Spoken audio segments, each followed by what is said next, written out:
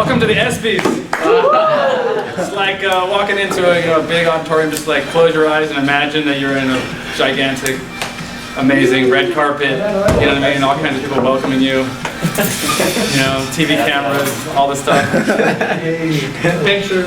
I mean, it's kind of, you know, symbolic. It works. We started here. We did our orientation. We got ourselves organized. We had tons of meetings in this area.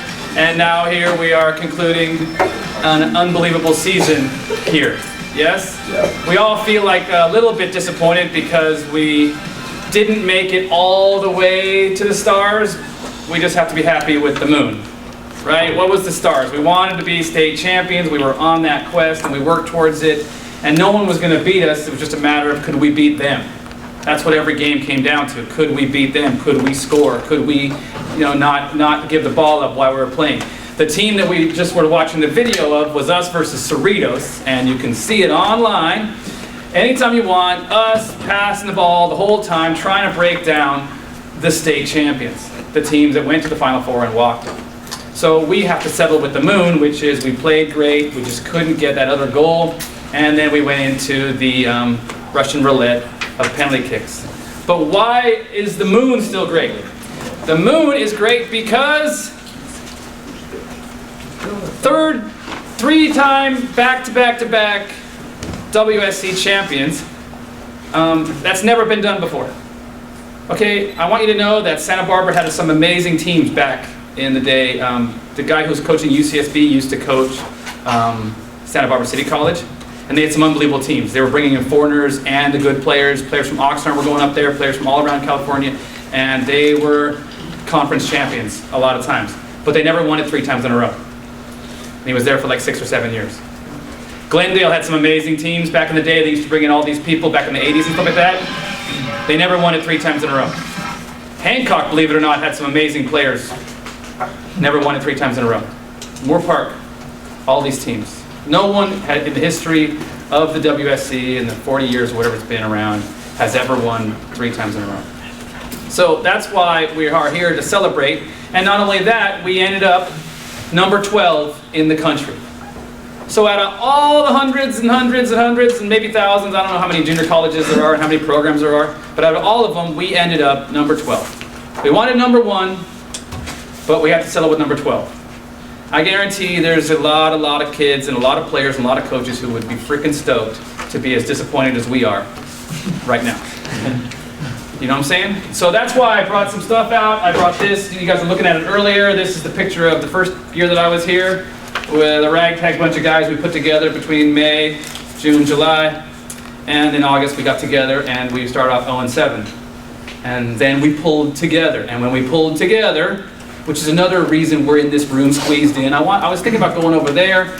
I was thinking of, you know, in the PE4 or, you know, being all spread out in the cafeteria or, you know, going and paying a bunch of money for a room in a restaurant.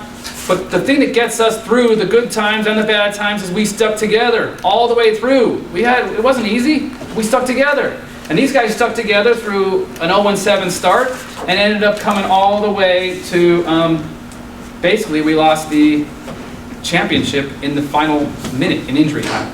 When one of our guys was going the other way with the ball, got taken down. We all kind of thought it was a foul. The ref didn't call it. They went the other way. And the leading scorer, who's now a professional in Peru, got in behind, rounded our goalie, and he had scored 27 goals that year, and he passed the ball, and we almost cleared it, but we didn't.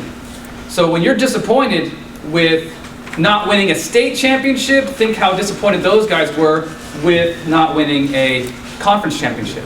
But they laid the groundwork for what you were able to accomplish later on. And all the alumni that came along laid the groundwork. And then they went and they made something of themselves. They fought honorably in the armed forces at Desert Storm and all that. Or they went on and became top student athletes at different universities and got degrees. And now they're doing stuff like accountants, pro soccer players, they got families, they're running businesses, I mean all kinds of stuff. So that's where you are, and you are just the next step. In 2007, we had this group that came along, and they were the first to take the step to overcome that hurdle of winning the championship. And now you know the guys like Gabby Gonzalez. You guys know Gabby, right? His name's right here on this ball. And Jose Vasquez. Maybe you don't know about Jose Vasquez, but players like that. What did Jose do from Wainimi High School? He barely started from Wainimi High School. Came over here, I told him, no, you're not good enough, and I treated him like crap. Like I treat all you guys like crap when you first show up. See what you're made of, see what you got, where you're gonna be when times get tough. If you can't handle me, how are you gonna handle Cerritos, Long Beach, in the playoffs, where they make you park your car 3 different frickin' times while you're doing a warm-up. While you're there, and they say, no, get out of the way, you can't shoot right now because we gotta reline the 16-yard box into an 18-yard box. Yeah? Can't handle me, how are you gonna handle that? Well, Jose Vasquez came, got better, wouldn't stop coming no matter how much I abused him, wouldn't stop coming, and then that guy not only led us to a championship, he also then went and got a scholarship and went to Hawaii and played for 2 years in Hawaii, got a degree, and then he moved to Puerto Rico and he played for the Puerto Rico Islanders as a professional for 3 years. He's had more of a freaking pro career than Gabby, who was the star. So don't tell me that you can't do great things, because you are just the latest in a line of people who've come from this community doing amazing things. And that's what we're here to celebrate tonight. We're not allowed to drink alcohol, but I brought the Martinellis because it looks like champagne. Kind of take, close your eyes and smell it a little bit. It's like, oh, it's champagne. I feel kind of good. Right? We should be splashing that stuff over our heads for the achievement that we did this year and last year. And whoever was here the year before that helped us. Right? And so in 2011, just to show you how tough community college soccer is, a group of guys in your shoes and sitting where you are, freaking couldn't even win the league when they went undefeated throughout the league. Undefeated throughout the league. But Santa Barbara had an amazing team, bunch of foreigners, they played awesome. And what happened against Santa Barbara? We lost the championship in the final day when we tied instead of won. They won it by a single point. It was very close. They were good. We were probably better, but we stole it from them a couple years. They stole it from us. That's how soccer, that's how sports work. But that team went all the way to the Mount Sac and lost in the quarterfinals, and that's why they ended up number 8 in the country. And they had nothing to celebrate except for being number 8. They weren't even conference champions. So the last group that came almost as far as you guys, they didn't make it to penalty kicks because they lost 2-0 to Mount Sac in an unfortunate day where their Chris Schmidt ran into a freaking gas main or whatever, and we had to be evacuated from the field. Anyone hear that story? So we spent 4 hours cruising around the campus trying to stay away from the gas, only to come back and have to play again. But I was certainly glad that evening when we outplayed them for the second 60 minutes, just like we did for the first 30 minutes, that I had put those guys through hell, and now I had a bunch of warriors who would fight together. And they came close to scoring, they came close, but it was just too much of a hurdle. And then of course Mount Sac, what did they do? They went on and won the whole thing by a mile. That's how close. And so you are laying the groundwork, and we will continue working, but you have to remember that the important thing is not who ends up with the trophy. The important thing is who you end up when you are done with this journey, and where you're going to go and what you're going to do from now on. So hopefully you will continue to be the champions and the warriors and the amazing people that I think that I have been so fortunate to coach. So let's get going, because it's awards, and we're going to not stay here too long, and we're going to start giving out awards to freshmen, huh? But you know who I start the awards with every single year? Is Mark. Where's Mark?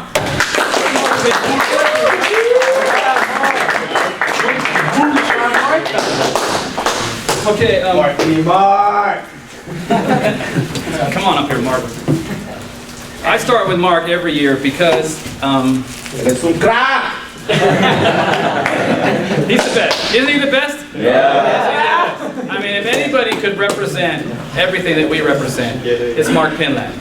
Did he not show up every single day? Yeah. Right? Did he not write on the board what we were doing when we were doing all the weights and exercises? Yes, sir. Did he not step up and go to Facebook and then start giving you like itemized definitions of the exercises that you were doing so you could understand? Yes, sir. Did he not show up? And every time you were thirsty just a little bit from having sprinted or tackled or worked or whatever, wasn't Mark standing right there giving you freaking some water? Every time, every time.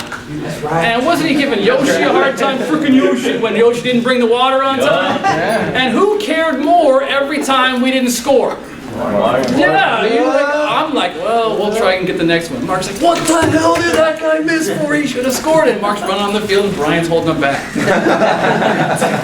This guy is a legend, and every year, you know, the last few years, Mark has made my job so much easier. We don't have that much money, so we don't have that much of a staff. I'm lucky with the guys that I have that help me, but I wouldn't do it if Mark wasn't going to do it. And so every year I go to this meeting and they vote me and they give me this award, Coach of the Year, because I don't think it's called Coach of the Year. I think it should be called the dude with the most good players that year, right? Because that's what I got. I got tons of great players and they go out there and they kill the other pretty good players from the other schools, and at the end of the day I'm the one standing there holding the award, right? So, but what I like to do to this year, and I think what I did last year, is give this award to Mark Pinlander, because I think he embodies together and he embodies everything that we do the best out of all of us, and he deserves Coach of the Year. Wouldn't you guys agree? Yeah.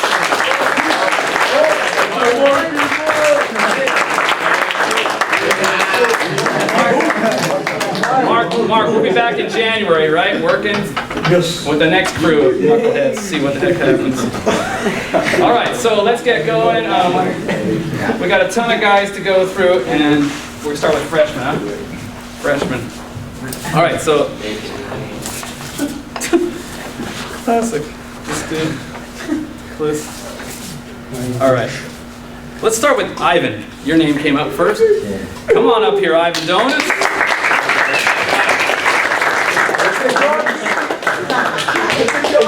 Man, okay, now Ivan, you this guy, okay, you were good enough to join an unbelievable squad at the tail end. I mean, that says a lot about your natural talent. And then you had enough character and patience to bide your time, never complain, and continue working hard the entire time. And then, when we were desperate for a winning goal at Citrus, boom, I put in Ivan. You hadn't played in a while, and you scored. I mean, then, I won't even get to the next one, but let's just talk about that one first. Okay, that's what makes championships. When Mission, who came in second in our league, went to Citrus, and everyone thinks, oh, Citrus should be an easy game. It's not a freaking easy game. You're out of your mind. Citrus beat Mission, which is what separated us, so we could, control the game, the second game against Mission. The reason they tied that game was because they didn't have depth, is what the pros call it. They didn't have an Ivan Donis to step on the field and go, you know what, this is a situation where I can handle it and just take care of business for my team, and if they only need me to do 5 minutes and a goal, I'll do 5 minutes and a goal. If they need me to do 90 minutes, I'll do 90 minutes, whatever they need. And it's contributions like that that make my job so easy and makes me think, thank God that I have quality people. And that's why we're champions. That's why. The job on the field, being there the whole time, that's almost a lot easier than what you had to do. And then to prove my point about how much character you have, we went to Long Beach. Remember that game? And we kicked the ball and they kicked us, which is the usual pattern. And we had a lot of subs. Everybody had to sub in. Every single player. The only guy I had left was David, right? And I was trying to figure out if I need to put him in the back line or something like that. I was trying to find him a uniform. Our backup goalie. And it came down to it, and the thing for me is I already know what's going to happen. I know it in my heart what's going to happen. Okay, I knew we were in trouble when we went to penalty kicks against Cerritos. I knew it, because I just know. And that's why I was trying my hardest to try and push more players forward and get a winning goal, even at their home, because I just knew we were in trouble. It's just I get these feelings, you just do. When you're around a group enough, you just know. But I knew we were going to handle Long Beach. Why'd I know? Because I saw Ivan Donis walking up the field. And I saw him walk up, and everyone's sweating, everyone's going crazy, and I go, Ivan Donis has too much character to let us down at this crucial moment.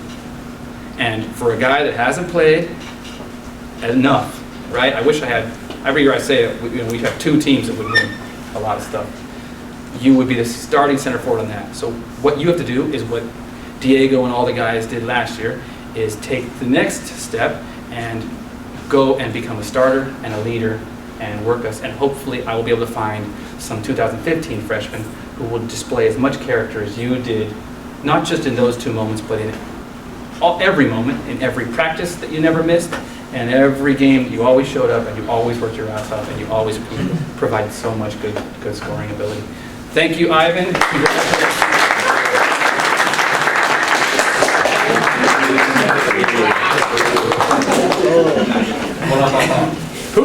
Julio's still here. Julio was on our team for 5 minutes, and then I told him to wait till next year, but he had some life problems and he had to handle. But Julio was an important member of the Oxnard College community, and I hope he goes on when he handles the stuff. But that's what happens in this community. That's one of the hurdles we have to overcome, which makes the things that we win even more special, because people got obstacles. I mean, how many times we practice and the sirens go by? Julio's not in that kind of trouble, but he got a certificate of participation. Same with Noel, who had to go work. Same with Oscar. Same with dude, who wrote these things? Some of these guys I haven't seen in a long time. Okay, next, Danny Aguilar, come on up.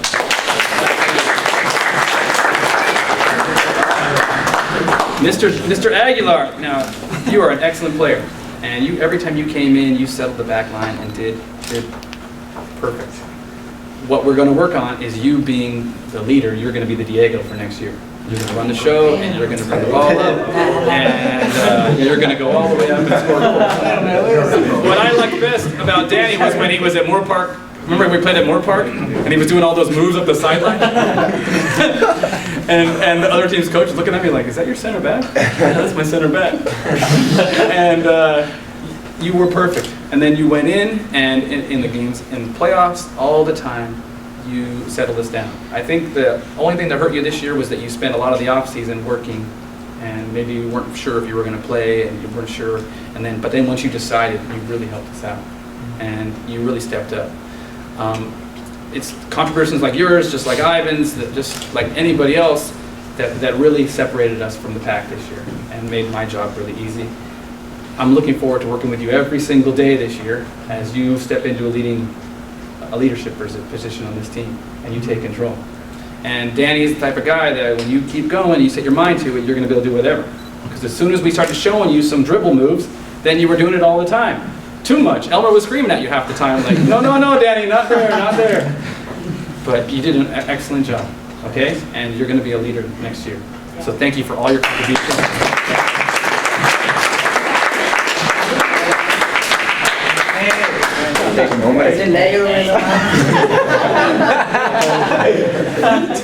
Also Christian Yepes,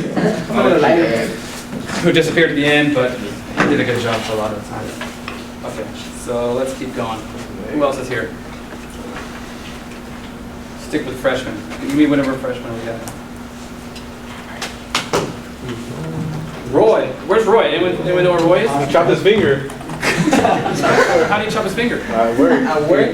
McDonald's, Like, it's gone. Like, it's just like a little quiet. like it's not there anymore. Hey, Johnny, how are you? All right, let's just keep going. This is going to be, okay, this is no particular order. Okay, I don't know. Obviously, we're not as organized around here as we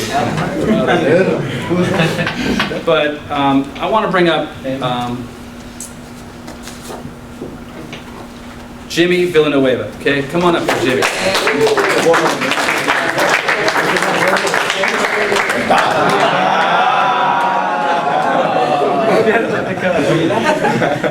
This guy, okay.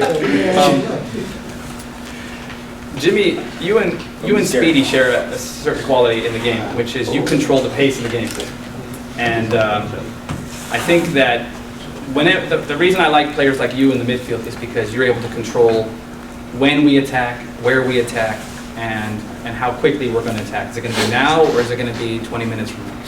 And this year, you were one of the guys in the end who had to come in and out. And you never complained, you never missed. What I'll remember about you all 2014 was that you never missed one practice. The entire preseason, the entire summer, spring, all the way through the season, you did excellent the entire year. And you kept showing up, and you kept improving, you kept getting fitter and stronger. And when you get the ball, you never turn it over.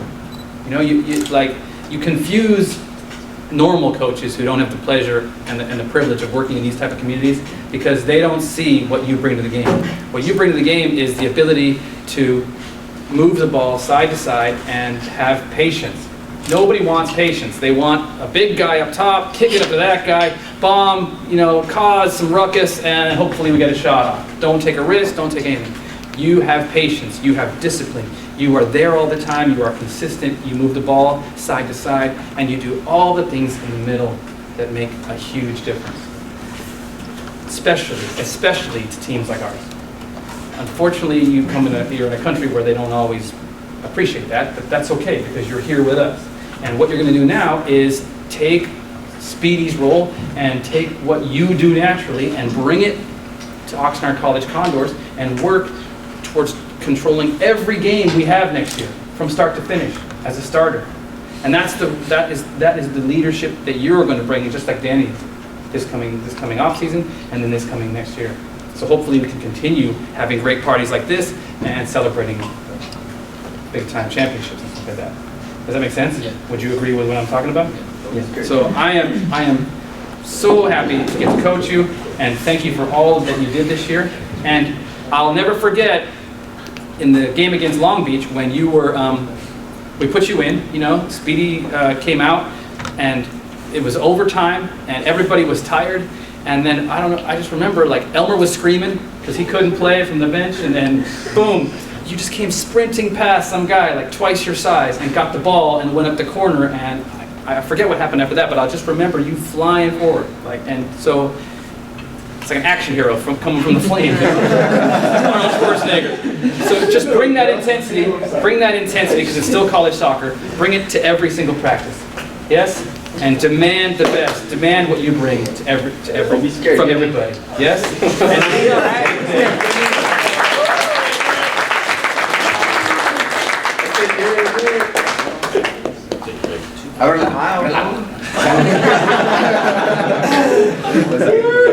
Don't be scared, Jimmy.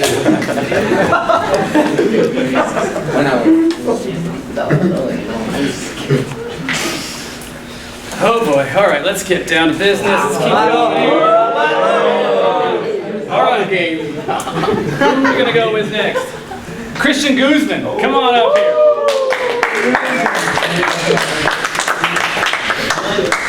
Pele, Sergio Aguero. This guy. And I like those. Man, how lucky am I that I get to work in this community and players like Christian just freaking walk up one day and go, yeah, I don't want to play. I'm good. I'm in. Oh, you don't? Okay. No, I should play. Oh, okay. I'll play. Next year. Oh, okay. That's this guy, right? I mean, that's like having a conversation with Carlos Tevez and him going, would you like me to play for you? That doesn't make any sense. And it happens every single year. There was a guy named Urbano. I mean, remember him? He plays for the red team in Grand League. And just, you guys are unbelievable. And didn't this guy play awesome this year? Yeah. Okay, yeah, he had a disadvantage because he was injured for like a lot of the preseason, like almost all of August and a bit of the beginning of September. And so he lost fitness and he wasn't quite as strong as he should have been going into a college game and you're playing freaking center forward in a college game. It's not like you're in the midfield and you can move. You have to like body up and do a lot of stuff and you have to defend and pressure and you're marking up their biggest, strongest dudes. And you still did a great job. And every time I asked him to do a movement, usually I got to show it to people, but the thing that is special about your type of player is you just implement and you just know. already, because everything else is so easy that doing what I ask is just like, okay, it's special. It's special. And I'm really looking forward to building the entire team around you and players like you we have next year. Okay? It's a special thing. So I am telling you, yes, you're going to play next year. You don't have to worry about, unbelievable. Okay, so this year, not only did you score a bunch of goals and help us to the Western State Conference Championship, but you also were voted by the conference coaches honorable mention, right? I think that honorable mention is only a token of what you brought to our team. There's not enough awards to go around, but next year you could be even more, a lot more than that.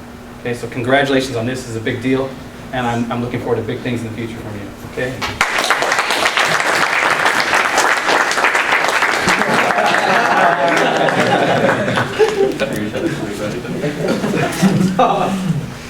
Edwin Elizraz. Tiger.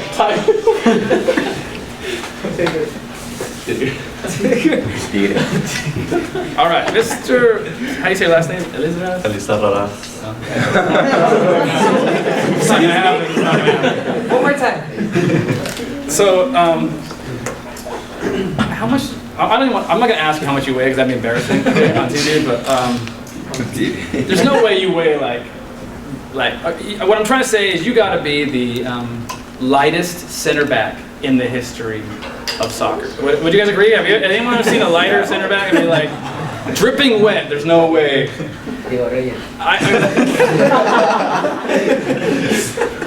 But that then means that pound for pound, you are one of the best center backs I've ever seen. Would you guys agree? Yeah. I mean, pound for pound, if you measured like a boxer, who's better than this guy? Throwing his body in front of tackles. Somehow, when you jump, you just keep going, and then you win the header. Your timing is perfect. And then, of course, you're passing out of the back. And, I mean, I can't tell you how many times this year, me and Lalo probably had the only view, and Brian, who always looks at the game from the back, of course. We looked on the field, and we saw our entire team up there in the 18-yard box, except for you and the goalie. And for whatever reason, I wasn't worried. I wasn't worried. I was like, we got it. We got it covered. We're okay. Because every time you would just kind of edge into the perfect position and see where it was going, and then as soon as the ball was hit, boom. Timing's perfect, step in, back to Lalo, step in, complete it, win the header, boom.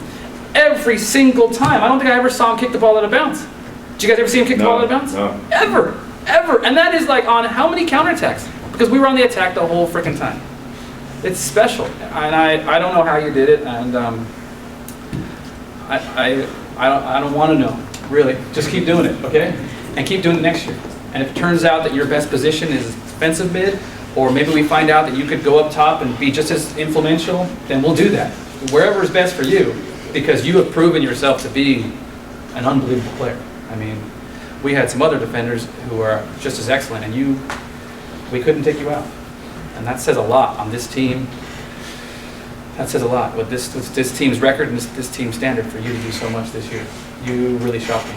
Okay, so I was not expecting that, and I'm super glad we found it because we're going to build the defense around you and Danny Aguilar and Brian next year, and I think we'll be pretty solid. Right? So, well done. Congratulations. And also, you got second team all conference voted by the.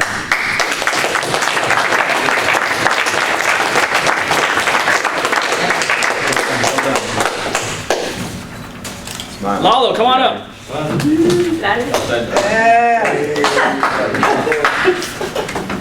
Manalo.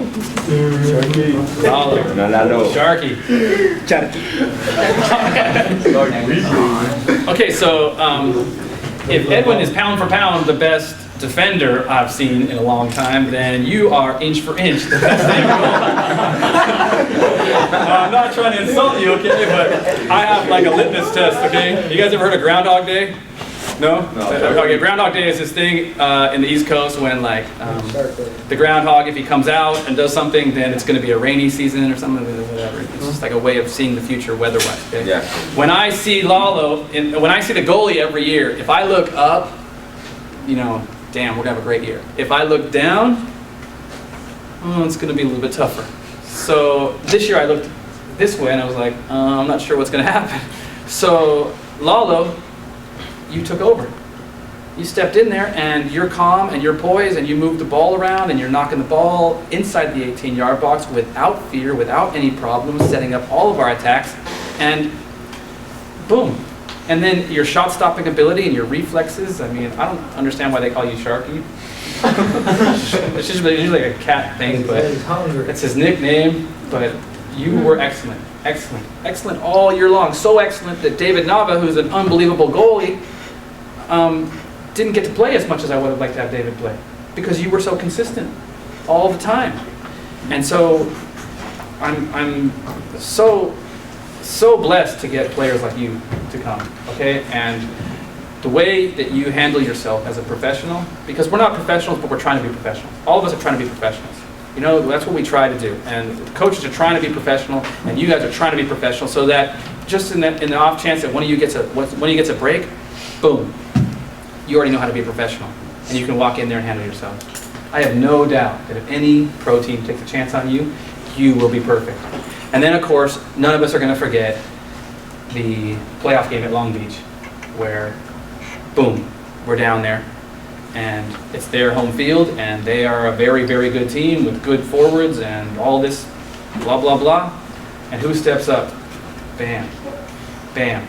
And I know it's been eating you alive, the Cerritos penalty kick shootout, but I wouldn't change a thing. I wouldn't change a thing. I wouldn't change what you did. I wouldn't change anything. It's just the way that it goes. They hit some pretty damn good shots. And penalty kicks are there to be messed up. But if they don't mess up, it's not really anything the goalie can do, I think. Anyway, so you got to let yourself go. Okay, you got to let that go. But what you got to do is let that go, exhale, exactly, and then from there, you got to start to inhale and start to work your ass off for next year, so that you and David can take us all the way a few steps further than we went this year. You know what I'm saying? Because that's what the pact that we made last year when Diego and Speedy and Jaime and all the guys were playing, and we had, you know, a rough time at San Bernardino and we didn't come out with the win. Well, what we did is we decided what we were going to work every single day. And then we went 2 steps further this year, right? And so that's what we need you to do. And from the back forward, keep doing what you do. Handling every cross, handling every situation, and keep improving, right? And keep improving. Because you were spectacular all year long, perfect all year long, and then Long Beach, I knew. Just Cerritos, those guys were good, and they were good. So please, use that as fuel, okay? Use that as fuel. There's no way to sugarcoat it. We're not going to do it, you know? Every one of us is going to use that as fuel, right? It's almost better. It's almost better that we leave a little bit on the table every single year. I know it sucks. I know it hurts. I know, believe me. Every single year we leave a little bit on the table, a little bit left. But why is that crucial? Because hopefully you will take that and you will use it as fuel for everything else you're going to do in your life. Okay? Not just here in the soccer, but school, everything else, work, whatever it is you're going to do. Okay? So you're an awesome example for anyone who's going to come. I'm going to find more Carpinteria guys because you and Edwin are like perfect. Okay? And so we're going to build a team around your type of character. Okay? So I want to tell you that you were voted second team all-conference for your contributions this year. Sign up for the freaking class, man. Sign up. Why didn't you guys sign up for the class? Unbelievable. This road, it's upside down.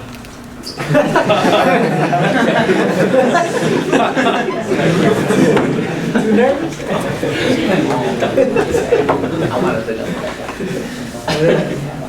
Okay, so what we did this year, what we do every year as far as team awards is there's a Condor Award, there is a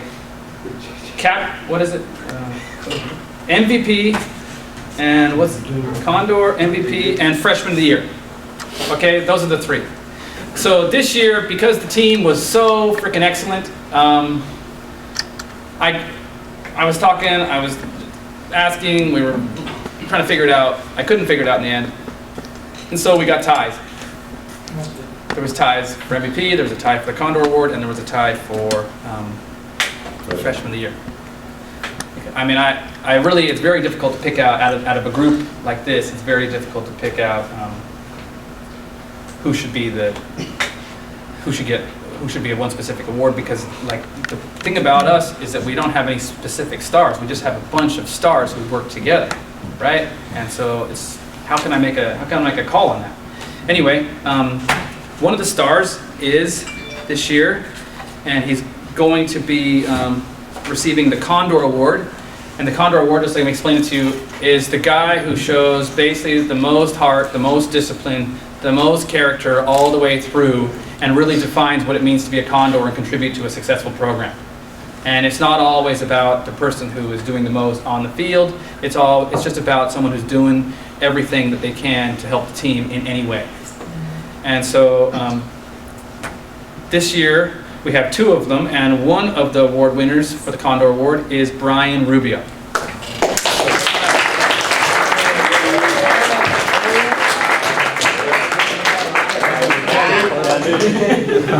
All right, so Brian, you were a latecomer also, which just like Ivan shows just how skillful you are to be able to step onto a team like this and contribute.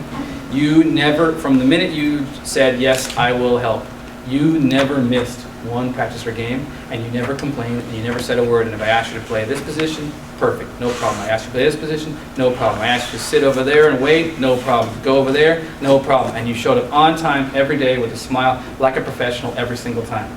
And then I got your freaking report card, and it said A+, A+, A+, excellent student, excellent student, excellent student. And you are a model for what a student athlete should be. It's perfect. It's perfect. It's everything I asked for. Everything that the school asked for, everything that the teachers and your family, anything. I mean, you're going to go big places. This award, the Condor Award, is only a small recognition for you of all the things that you did this year. So, congratulations.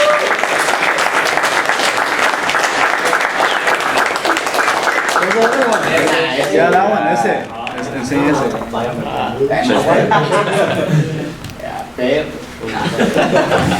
The other Condor Award winner is David Nava.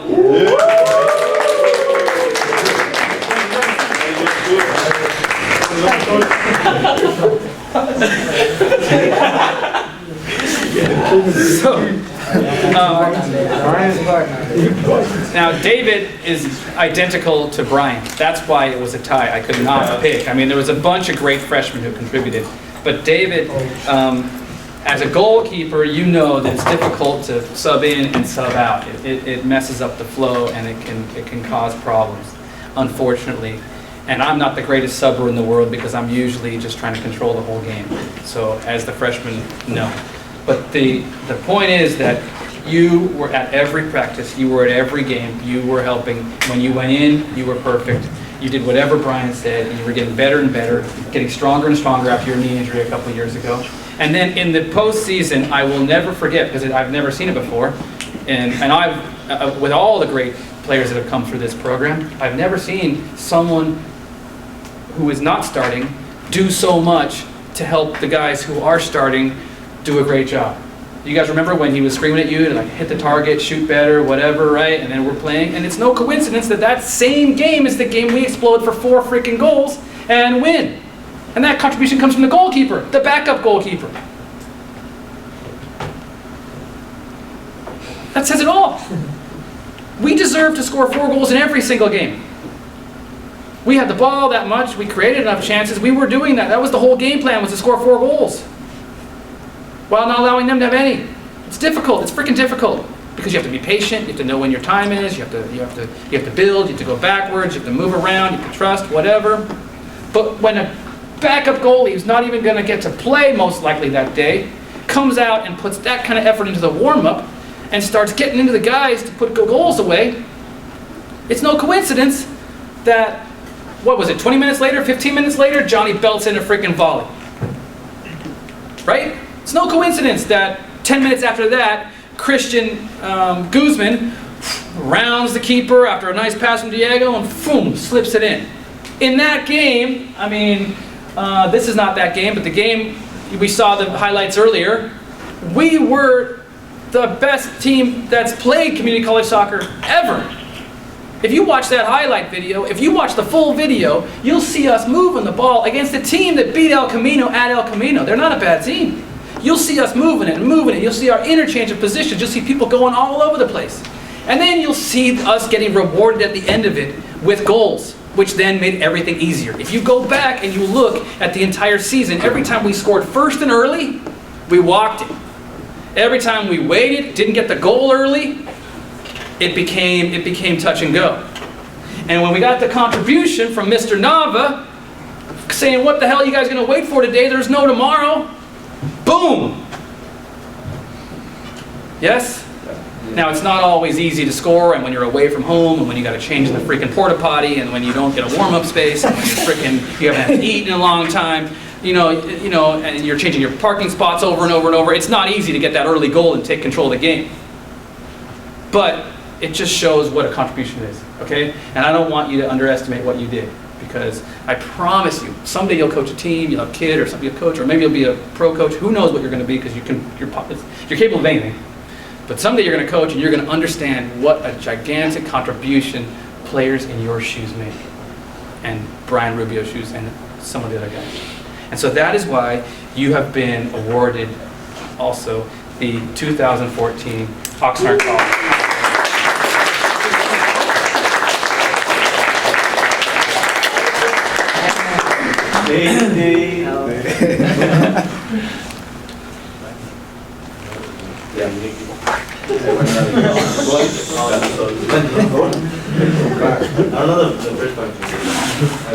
Okay, so the other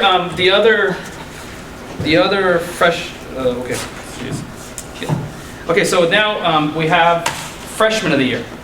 So freshman of the year was also a tie. Freshman of the year is like contributor, newcomer, you know, and it is what it is. It is what it says it is. It's freshman of the year. And so we had a tie this year because of just the talent level. We've never had ties before. I don't want you to think that I do this every single year. I've never had a tie in any award.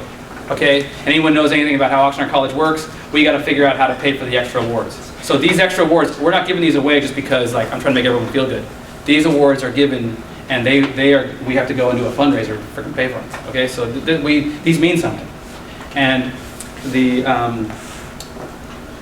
first Freshman of the Year award, okay, because there's two, goes to JJ Leon.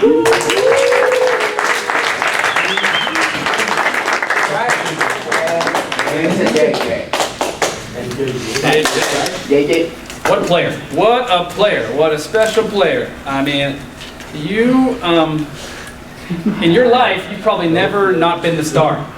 I mean, I've known you for a long time. I've watched you from a distance. I knew you at Ventura High School. I knew you for the club teams you played with. And every time I saw you, you were the starter, the superstar. Get the ball to JJ. He will score. He will create something. He will do something. All of those times. Then you get to Oxnard College, and I got all the stars from all the different high schools, from all the different club teams, and they're all here, and you're like, wow, all right, it's good. It's competitive, okay? You never complained. You never said, please, I should be starting. What's going on? You never said a damn thing. You just kept doing your job the whole time. And you had to overcome, like Christian Guzman, a couple of injuries in the summer, which held you back from being at your full fitness. Well, you kept getting stronger, and you kept getting stronger, and you kept patiently waiting and not complaining, and kept doing whatever you could do, and going in and then showing what you do, get some crosses, get some assists, get some special plays happening, and not doing enough for you and what your standard is, but then boom, kept going, and then the late season comes, and Elmer hurts his knee, and we win the game. We become conference champions for the third straight year. We tie or lose. Mission still have a chance to chase us, and we got an uncomfortable situation driving all the way to Hancock in the final game. What do? JJ comes from that warm-up side to this warm-up side, gets in, that doesn't say a word. What do you want me to do? Okay, left back, going for Elmer. Boom, plays perfect, handles the entire situation, serves in a perfect cross, which Diego Ortega puts away, and bam, we're conference champions. These examples, like the ones from Brian, Danny Aguilar, Ivan Donis, David Nava, these are what makes championship teams. Hopefully we can round up, because we're graduating 13 sophomores, hopefully we can round up, 20 dudes with the same mentality that they'll do whatever it takes for the team. Hopefully, because it doesn't come every year. There's been a couple of years where we've had more selfish people and stuff happens, but not you, and not this year. And you came through. And then you went and played in the playoffs because Elmer was still out. And you kept doing excellent. And then you kept going all the way through. And then had more assists and more goals. More assists to, I can't remember. Who was the other assist to in the... Johnny. You were the one that crossed it to Johnny. So when David Novel was screaming at everybody to do a good job and you were working on serving the crosses and put it in better and everything like that, boom, then before anything, what happens? You get down the wing and we made a bunch of plays and Guzman overshow and then stuff's happening, boom, and the next thing you know, some guy comes up, you line him up, and the JJ that's always been there, the excellent player that's always been there, frickin' throws a shoulder, the guy goes that way, you take him this way, and then you peek out the corner of your eye and you chip a perfectly weighted ball onto Johnny, who can do nothing but frickin' belt it in past the keeper. I mean, that's the talent. What the hell are we going to do without that? What are we going to do without that? I mean, whew, you know, and so I don't show much love throughout the season. We are at war, we're going to battle every single time, but it's freaking warriors, gladiators, champions like you that step up even though you haven't been shown any love, and then contribute that crucial play. And when we get that crucial play, we get the win, we get the early goal, we get the championships, and we get serious rewards. Next year is going to be a different story. You're going to be a leader. You're going to be taken over from TJ. You're going to be taken over from Speedy, Ozzy. You're going to be one of the guys who's going to be go-to. You're going to be pulling your friends in. You're going to be leading some Estudiantes games. You're going to be handling it all. And I know you can do it. I know you can do it. The hardest part for you is going to be keeping your grades up. And getting 27 units is going to allow us to continue to be eligible. So you don't have to wait till 2016 to come back, which also happens. That's a risk, so you have to be ready for that. You have to step up as student athletes. If you can handle that part, I know the rest of it's going to be easy because of who you are and what you've already displayed in crucial moments this year. Thank you for everything you've done, and congratulations.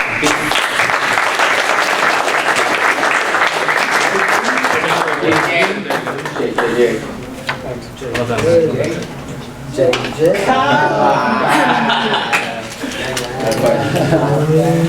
The other freshman of the year is Roy Solis. Okay, and I think as much as JJ contributed, Roy did a great job there this year too. And anytime I talked to some of the leaders on the team, they were like, "You got to play Roy. You got to play Roy more. Roy's too good." And I remember the first time I saw him playing in the stadium, I don't know who it was, and I was like, "Who's this guy?" And the problem for Roy is he's just way too humble. He's just so humble, like, yeah, okay, no, you know, he's just, you know, there's no ego there. All he wants to do is just play excellent. And so I'm really hoping that, what happened to him? Did he hurt a finger or something? Okay, I hope it's just a small little problem with the finger and nothing to do with the feet, because that guy is special. He is special, right? Yeah. So I'm gonna breathe him. I'm gonna build this entire team around players like Roy next year, because he reminds me of that guy. I call you Dad. Thomas. Thomas James Rodriguez, right? Yeah. James. James. If Roy grows up in Columbia, James. Yes, James. That's James. That's Roy. They're gonna erase James. They're gonna put Roy right there. Anyway, so congratulations to Roy. I hope he's okay, and he was the other freshman of the year. All right.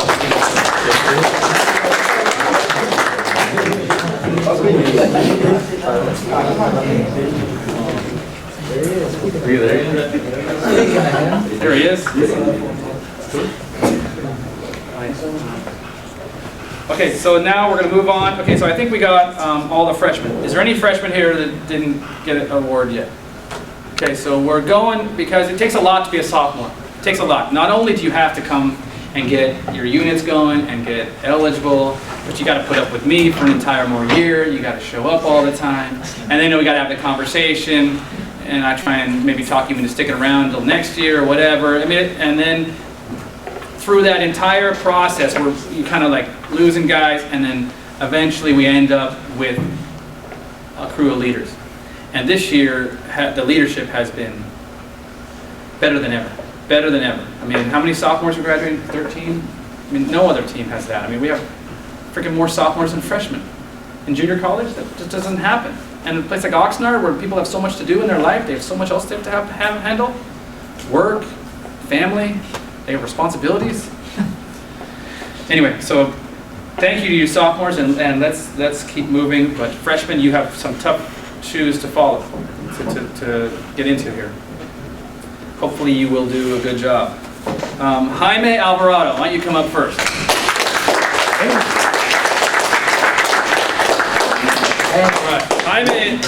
Jaime embodies what it means to be a sophomore in this program, because you get put through a lot. As much as you get put through a lot freshman year. All right. I mean, like, you know, we need you, but we don't really need you because we got such awesome sophomores. And last year we had great sophomores. We had a great team. Lots of good things were happening, and I got a stud like Jaime on the bench, coming in, doing a good job, then going out, coming in, doing okay, then going out, playing, scoring, then going out, and just always contributing, never complaining, never saying a word, but then kept coming, kept training, kept working. And after a while I started going, well, this guy is consistent. He gets a chance, he'll score. He sees an opportunity, he'll make a great pass. Whoa, he's good defensively.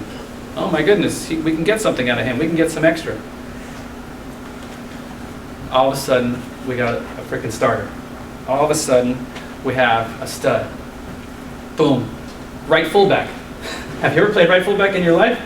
Left fullback. Left fullback. Well, that's not right fullback. When you're left fullback, it's a whole different story. But I'm crazy, and I was like, you know what? I think I like that. And so, boom.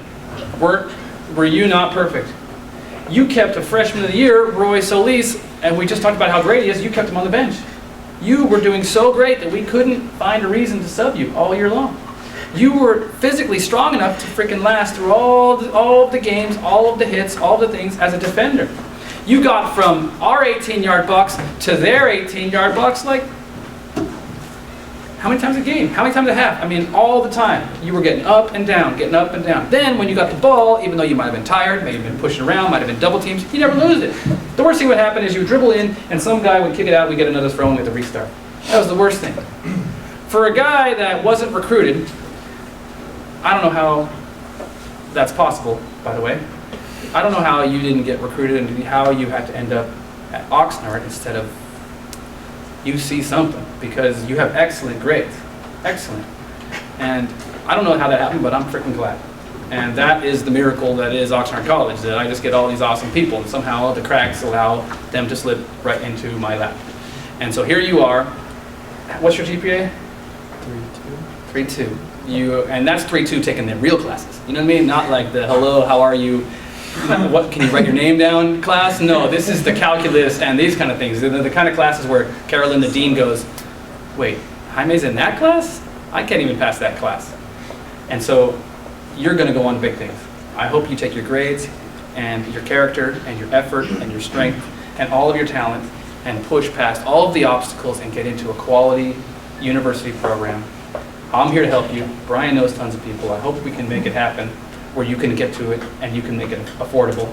You know what I mean? Get a scholarship or financial aid or whatever. And then you can continue to do all of the amazing things that you shocked the world with this year. Because now it's not a shock anymore. Everybody knows you're capable of it.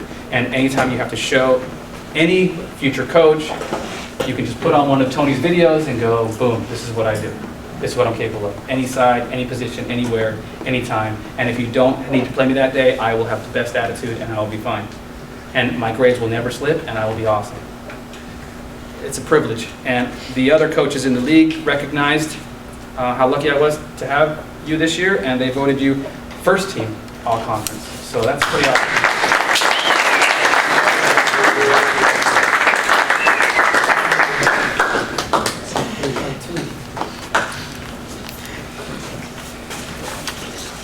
Okay, Danny Pacheco.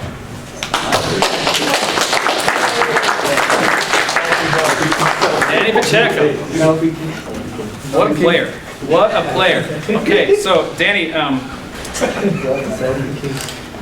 this year, Santa Barbara had an excellent right fullback. You guys remember him, the fast guy? Yeah. African-American guy, was just blazing up and down the wing.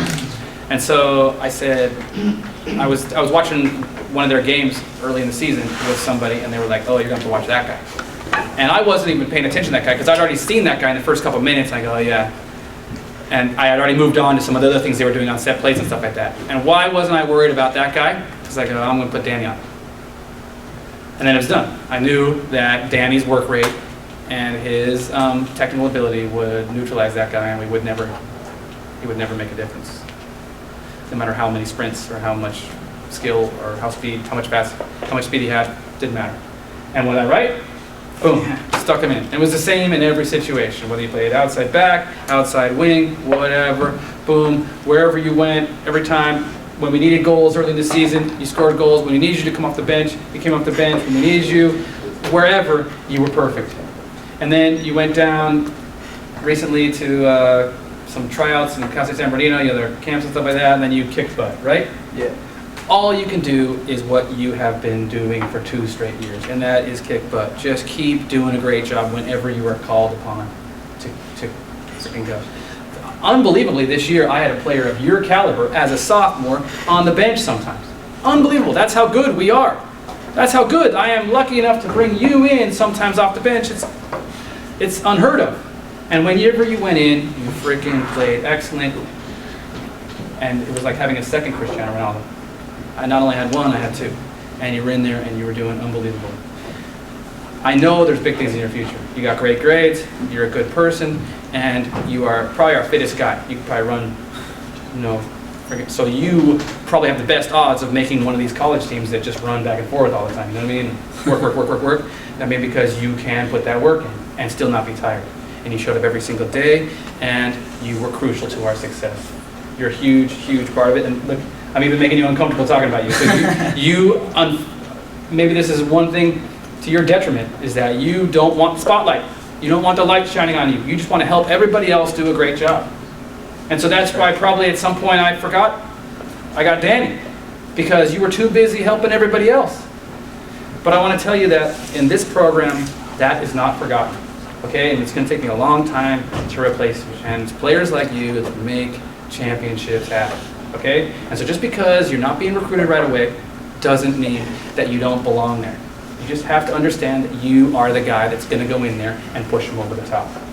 And so you just have to keep working, and stay confident, regardless of what obstacle you come across. Because you've already proved it, and we have the videos to show that you can play at the highest level. Thank you for all you've done, and this year you were voted All-Conference Honorable Mention. So well done with that.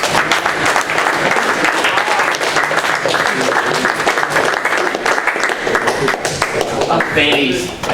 Face.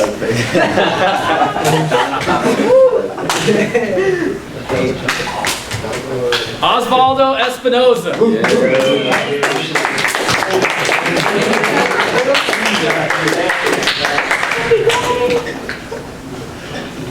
Wow. Ozzy. The happiest guy I know, man. Okay, Ozzy. You gotta make it, you can't not smile, look. It's all right, man. You are a legend. You are a legend. It's like, okay, what position can you not play? In the same way that I had Carlos Tevez in Guzman, I got another Iniesta kind of a, superstar in you. Another Tony Cruz. And there you are, and I put you to forward, center forward, no problem. Put you to outside forward, no problem. Put you to center mid, no problem. This year, we were mixing it up and stuff, we played you at defensive mid, no problem. You're dropping in, no problem. I walk around the Grand Liga fields, and everybody goes, oh, you have Osvaldo, huh? Is Osvaldo playing this year? Oh, he's really good. Everybody knows you. Oh, that guy's so good. Oh, yeah, that guy's, when you guys are playing, I want to come watch him. I mean, everybody knows you. I don't know what's going on. That's why I call La Colonia, I call it La Espinosa. So Ozzy's good, man. I walk through there and go, I know Ozzy. I know Ozzy. I know Ozzy. Okay, La Espinosa. It's unbelievable. It's unbelievable. It's unbelievable. I can't believe we have this much talent. I can't believe we have this much. I can't believe that such a superstar comes in such a smiling, happy, willing to do whatever it takes package. This year, I was using the first couple games to experiment with stuff, so I didn't even start you. And you're a sophomore, never missed a freaking minute. But still, you never complained, you never said a word, you just said, okay, and then you went in. And wherever you played, you were perfect. And then last year, I mean, I'll never get this out of my head when we were playing against Chafee. Remember that goal that Ozzy scored at Chafee? Where he like dribbled like 4 guys? You know what I mean? slalom through all of them and then just freaking pass it in the corner like it was nothing. That almost made it harder on me to coach the team because I sat back and go, oh my God, how are we going to lose? I mean, sometimes you guys, your talent, it actually messes me up as a coach because I get overconfident. I see it, you score a goal like that, and I think, I'm just going to sit here and try not to mess this up because how good are we? Of course, we messed up and we lost that game, but we used it as a learning tool and we got better and better and better. But what I'm saying is, that's how good you are. You are a freaking unbelievable player. And what's great about this team is that you just are just another one of the guys. And I want you to take that same attitude, I want you to take that same mentality, I want you to take that same skill level, and I want you to please bring it to another program and make them as lucky as we've been for the last 2 years. Please use your grades, that you get good grades, and move on and go wherever. And we'll figure out your financial aid and see if Santa Clara works. Or maybe another D1, because you belong at the top. Everybody belongs at D1 level in this room. If you can play for us, you can play Division I. Please, understand that. If you don't believe me, let's set up a scrimmage against a D1 team and then we'll see what happens. You can do it. All you have to do, though, is get the grades and go through the obstacles. And Ozzy, for sure, please, take what you have done here, take what you have proven, take the evidence that you have, and go and find yourself a top program where you can maximize who you are as a student, as a person, and as a soccer player. Because I think you got a big future. Big future. This year, the coaches voted you first team all conference.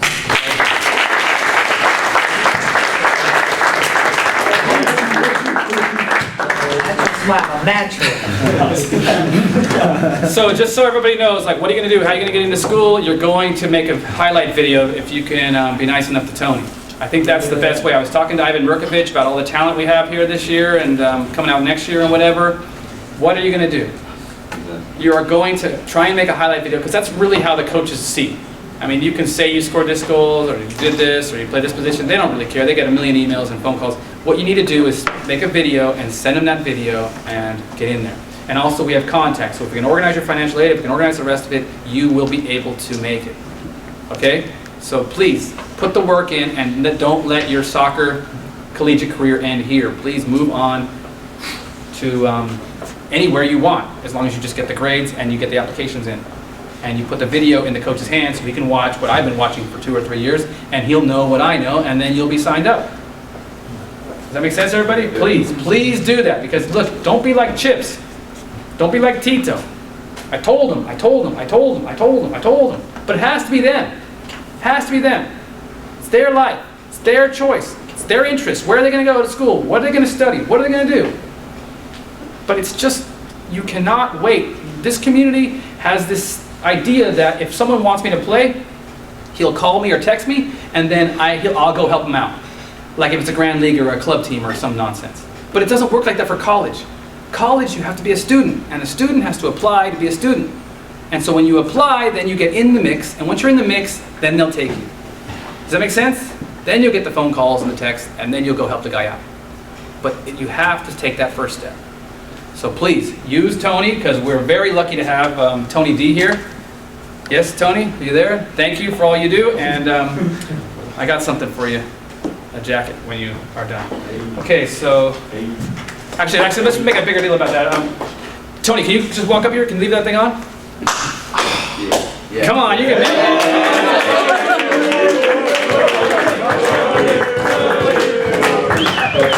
You want to come up too? Come on, Tony, just don't kick the camera over. Come on up. All right, I know you don't like to be in front of the camera, okay? This is Tony D, the legend in front of the camera. You never see him, the Tony D show. Hey, thanks for everything you do, okay? You're getting these guys from Oxnard to all around the world, okay? Thank you, we really appreciate it. I got something for you afterwards, all right?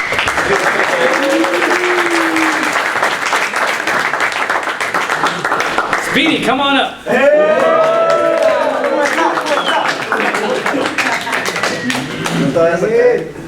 Speedy.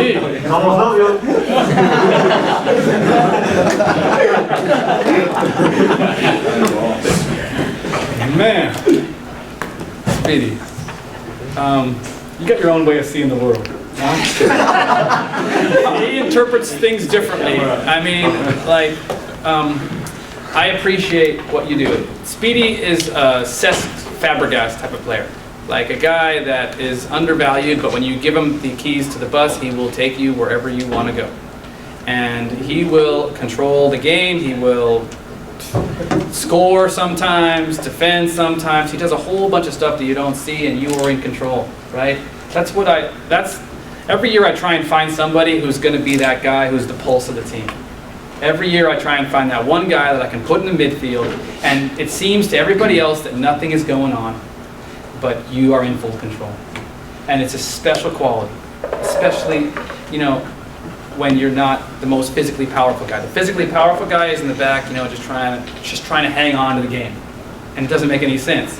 You know what I mean? The super fast guy is just sprinting around chasing the world as the world goes by. And it doesn't make any sense. But the guy in the middle who sees all the pieces and sees all the personalities and sees all the action and who's going where and what's he going to do and what's going on, and sees the mismatch over there, let's keep feeding the ball over there, sees the size difference, get a cross happening, sees the opportunity, you're not going to stop me, does a dribble out of nowhere. 8 out of 10 times it comes off. 9 and 10 out of 10 times, Diego and the guys text you or Instagram you or whatever it is to show you, like, what the hell were you doing, right? Don't come off all the time. But 8 out of 10 times, nobody sees, and 5 passes later, we end up with a goal. Nobody understands that that's what's going on. That's what Jimmy, he's on his way to doing that. But you are a pro at it. When you're there, and you're just knocking the ball side to side, and then all of a sudden you're next to the center backs. And then all of a sudden, you're over there next to the center forward. And all of a sudden, you're over there next to the right. What is going on in your mind? You're just setting them up. You're just playing the chess match. You're just handling it. And then boom. But if we went back along every single goal, we would see at some point in the link, in the sequence to the goal, Speedy was the initiator. At some point, we were going side to side, and at some point, Speedy went, now. And boom. Out, boom, over that, boom, some kind of combo, boom, something went in, boom, front door run, boom, goal. You're not the guy scoring, you're not the guy crossing, you're the guy in control. And then you're the guy staying in position so that when the goalie looks up, no transition. It's a special quality. It's undervalued, especially in a college game.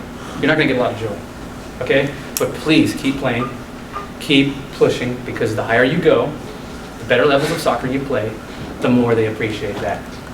The less they sub, the more the game is about patience and control and timing, And it's a little bit of ole. We have it, you don't, come and get it. The more you will shine, okay? You're a special player, and I'm blessed to have coached you, okay? You ran the show. You were awesome. And this year, the coaches voted you, it's second team all conference, and I'm disappointed with that because it should be first team. But they don't see what I see, and they don't see the stats. You know what I mean? They don't see a little guy. Doesn't matter. But you control the game. Okay? Paul Scholes, Cesc Fabregas. But still, it's something, and still you have 2 championships, and still you're on your way to big things. Hopefully, maybe Cal Lutheran or something like that, if they're lucky enough to get you, because I think you can get a lot of stuff. You can do a lot of things on a soccer field. And last year you were, an outside back, and you've been playing forward, and anywhere you want, you're too good. Okay, so please don't give up. Keep going wherever you want to go and bring what you do to every game you play. Don't let them tell you to play different.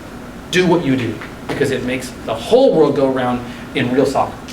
Okay, thank you and congratulations.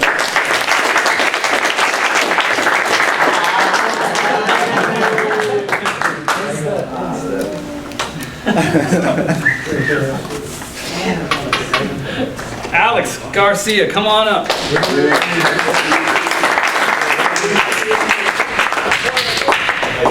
Alex. All right, so I said I had 2 Cristiano Ronaldos. Danny Pacheco was 1, and Alex Garcia is 2nd Cristiano Ronaldo. You were excellent up and down the wing all year long. And this year we mixed it up because they were ready for you, and we had you playing in center, mid. Sometimes we had you playing outside back and coming up late, and you were perfect the entire time. You freaking took it to everybody. You scored crucial goals. You had crucial assists. You were there every single day, and you believed not only in yourself, but you believed in the team and how far it could go all the time, and it rubbed off. It rubbed off on everybody. If I had one wish for this season, I would say don't be, coming from a low-income bracket and need to work on Black freaking Friday, and get your ass to practice and let's train so we can be ready. That kind of stuff. But I know you have to work. I know that Nike won't not let you work. I know that's just the stuff we have to deal with. That's just one of the obstacles that keeps us every year leaving a little bit on the table. But that's what I want every single person in this room to remember. And I want them to take that and use it as fuel, so that when they're working there, they end up freaking owning the Nike store, or whatever it is that they want to do. They're the best at it. They're the best. And you really took it to heart every lesson that I tried to give you, every time we were in the weight room, everything we tried to do, you tried your hardest to make it better. And it showed. It showed. This year, the defenses were so worried about Alex and Johnny that stuff coming up the middle was way more dangerous. And so sometimes you were a decoy. Sometimes you just had to make the assist. Sometimes you made the pass before the pass was the goal. Sometimes you just had to mark a guy. It didn't matter, but you did whatever had to be done every single time. You were perfect. I don't know how I'm going to find another guy, and this year I have two. I tried to convince Danny to play next year, so I'd have him next year, but it was just so special having you guys both play this year. And so I'm just here to say thank you and good luck. And what I mean by good luck is, please put the effort in to go someplace. I've already talked to you about some schools that you could go to. Please put the effort in to go Division I. Survive their fitness plan, okay? And then do all the things that you did for us, because you're a type of player that could be getting a draft 2 years. Why not? You get as physically fit as possible. You stop working 8 days a week. You put your effort in the weight room, and then you just tone up what you do as a forward. Who knows, right? Because you've already proved that you have the base, the foundation. And so I think there's going to be big things, and I'm trying to make as many contacts as possible for players like you. Well done, and this year you were voted first team all conference. Congratulations.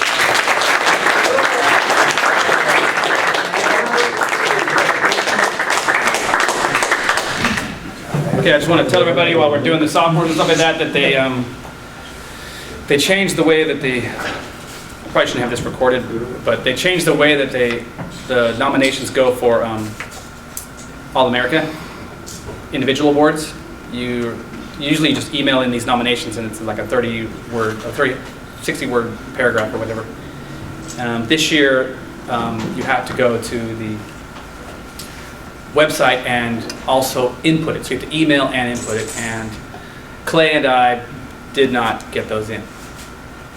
We were in the playoffs, stuff was going on and all that stuff and whatever, and so we had our nominations, we emailed them in, but we didn't nominate through the computer system. So Alex was All-American last year, and he deserves to be All-American this year, along with 4 or 5 other guys in our program, and we left it on the table. So I'm sorry, we were in when it was due was right around it was some huge game, I don't remember. But anyway, I made sure the email went in just like I do every single year, and so I apologize, okay? So that's what's happening, all right? It's just another award, but you guys deserve it, and the reason you deserve it is because I wanted you to use it to move on. The reason these awards matter is because I want you to write it down on some application, and I want you to move on. But the more I talk to these coaches, the more I realize they want to see this, they want to see the video, they want to see what Tony has, and they want you to get your grades and get in there. The award is just like something that helps maybe notice a little bit. But okay, so I apologize for that, and let's move on. Okay, so who we got next? Okay.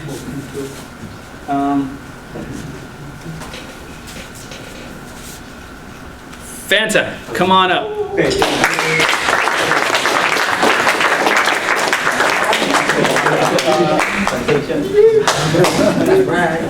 All right, Mr. Garcia. Okay, so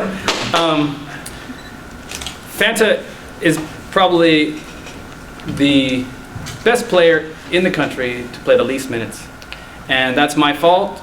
I probably should have had you play next year because your hand was hurt and you were trying to get your grades together and all the rest of it, but you are too excellent of a player, as we've gone through, to not put you on the team. I mean, when we were pushing for a state championship, we have so much talent and so much everything, how can I not put you on the team? It's just impossible. It's just impossible. It's just one of those things where, you know, if we hadn't put you on the team this year, we wouldn't have gotten past Long Beach. Because when JJ got exhausted, then, you know, who would have gone in? And if we don't get past Long Beach, we don't get past the next team, Southwestern. And if we don't get past Southwestern, we don't get to play Cerritos. And if we don't play Cerritos, and if we play, when we're playing Cerritos, if you don't go in for JJ and mark 27, who's their best player on the best team in the, it's technically the best team in the country, they won the California State Championship, so 27, that guy Cuevas, right, from the Galaxy Academy or whatever academy he was part of, he's a real good player, right? And JJ was worn out, sticking with him, and they were rotating new forwards in to chase JJ and all the passing and stuff like that. We don't make it to penalty kicks. It's just a fact of life. And so, unfortunately, we didn't get to have a Fanta season. And a Fanta season would have looked like you up top every single minute doing what Johnny did this year. And that would have happened. But it doesn't mean it can't happen at a 4-year school. You get your grades. I've already talked to a bunch of coaches, and it will happen as long as you are able to transfer academically. Your financial aid package will allow you to go wherever. Okay? The reason you're up here is because I want to acknowledge the contributions that you made, even though they were 10% of what 100% should be. If you were playing next year, 100% would have looked like probably All-American and everything else. And so you're going to have to understand that we left that on the table, but hopefully you can grab that at another program. Hopefully. So what I did is, I got you this ball. I got you a soccer ball, okay? And the reason is because I want you to keep playing. I want you to keep playing every day. I want you to keep training every day. I want you to keep putting up with jokers like me, who are coaches and just trying to put all things together and forget that they got a superstar in their midst. Okay? I want you to keep going to school all the time so that you can continue to be eligible for whatever soccer team wants. And I want you to keep training and keep getting past all of the obstacles in your personal life so that you can move on to big things and you can be a draft pick just like Alex in 2 or 3 years. And move on to whoever will pay you. And I want you to keep this ball and keep training with it all the time when you can so that you can get past all those obstacles, and no matter what, you will still be an excellent soccer player at the end of it. Because you still are, you're still healthy, and even though we only got 10% out of you, you still got us to the brink of a Final Four. The brink. And if we get past that brink, because of what I saw Cerritos handling Mount Sac and Taft so easily, we could be state champions. And then the risk would have paid off completely. But this is the way life goes. Does that make sense? Does everyone understand? This is the way life goes. Yeah. What do? You just stop freaking trying? No, you try harder and harder and harder. You learn from it. And that's how close we were. And that's why I had to take the risk. Yes? And when you came back, I knew we were going to be real close. I knew it was going to be like an inch either way. And so that's why I had to have you on this team. I had to have you playing with the brothers that you grew up with. And I'm giving you this ball because you didn't get a first team all-conference, because you didn't get an All-American, because you didn't get a Player of the Year or whatever freaking nonsense award. But you are Fanta, and you are a legend. And if you really put your mind to it and keep going, even though you were one of the few guys that I've let slip through the cracks in terms of getting the maximum out of them, you can go on and be a pro. A draft pick, a top player, a top person, a top student, and get out of all the situations you have to get out of. Does that make sense? So congratulations, thank you for everything you've done, and here is a ball for you to keep.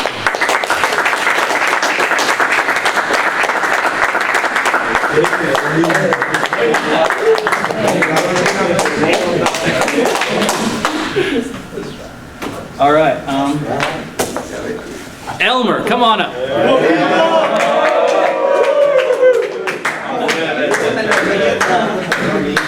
Elmer. Elmer. You are one of a kind, Elmer. One of a kind. Man. I was trying to figure out, when I think about Elmer, man, okay. The heart decides what it wants, right? And then the brain thinks, okay, well, we can maybe get it this way, we can maybe get it this way. But the soul, the soul goes, ugh, and just goes for it, right? The soul is the bravery, the mind is the brains. You're all soul. You are all soul. You have so much soul. You just go for whatever you see. You have unbelievable. You have no fear. You have no fear.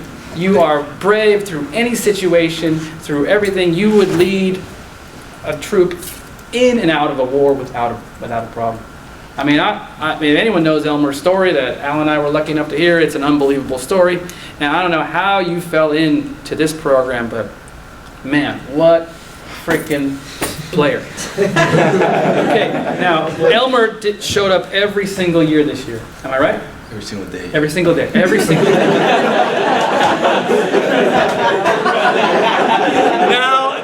Now I've seen it all, because Elmer's correcting my English.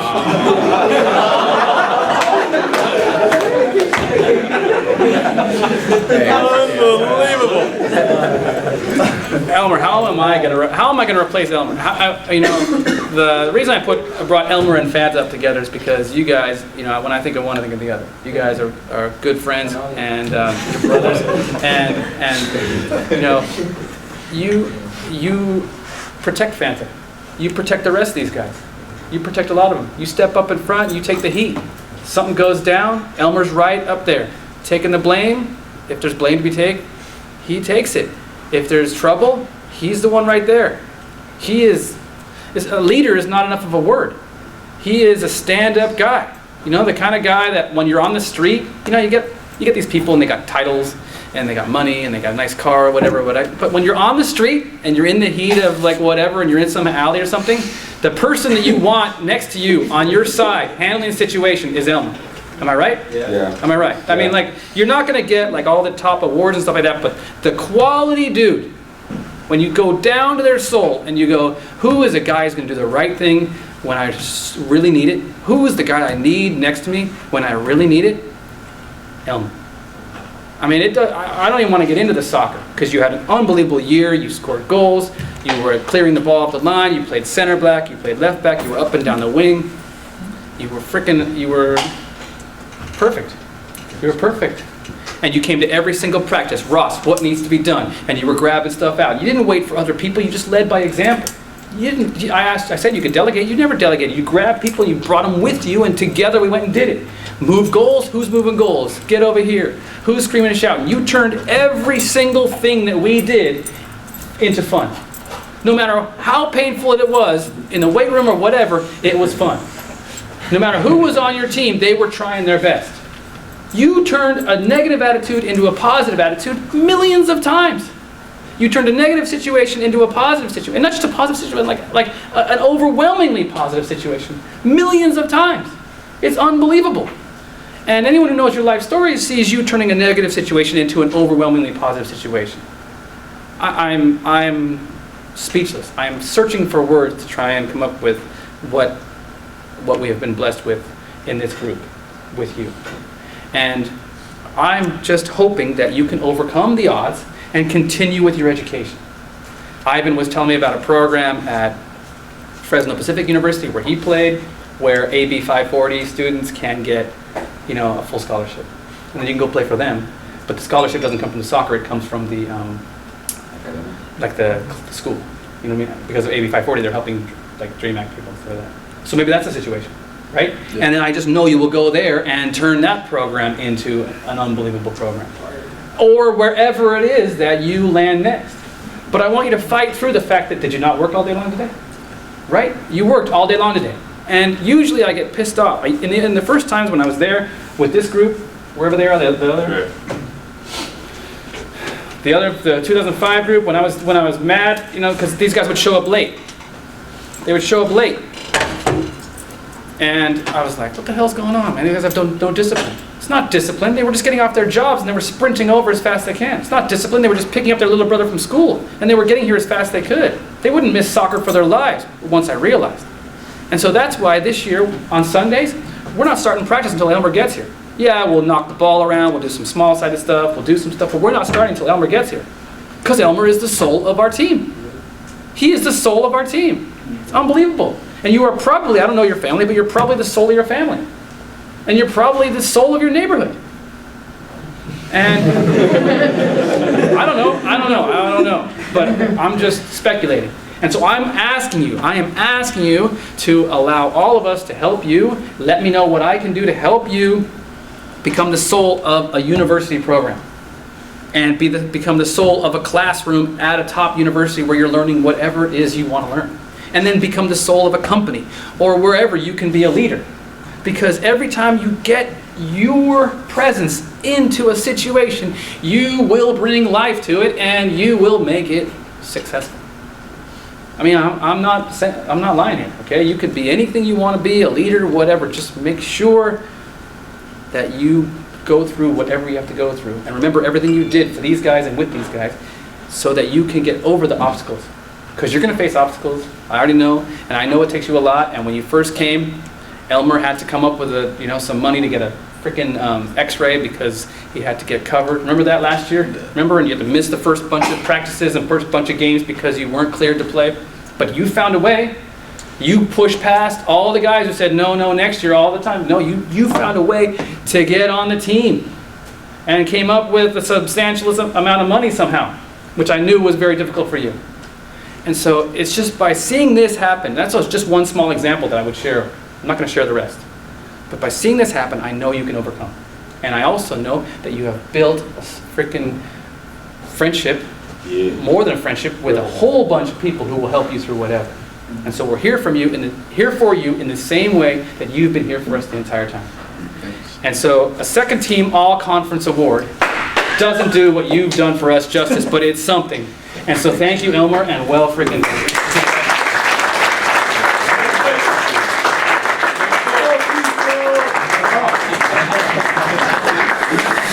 Thanks.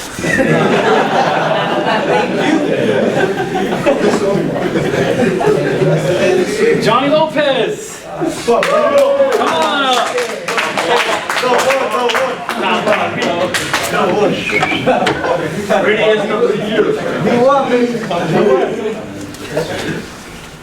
Oh yeah, I forgot about the coaches. Sorry. All right, no, Don't go to stay right up here. Anyway, the coaches, I'm getting you these hats. Okay. So Alan Wiedermeyer. Okay, Alan, I think you came into your own this year as a coach. Okay, you stepped up. You took control of not just a warm-up, but practices. And it's so huge to have your expertise on the staff because when Yoshi's not around, you can see how vital it is to know exactly what's going on with the guys. And it's not just your presence on the soccer field as a leader and a trainer, but it's also your ability to relate to all the guys and talk to them and then let me know what's going on and how I can help. And so I wanted to either give you this hat or let you know that we're going to get it from Extreme Soccer, and same for you, Brian. And but I also wanted to take this moment to acknowledge what you've done and thank you. That's right, brother. Alex.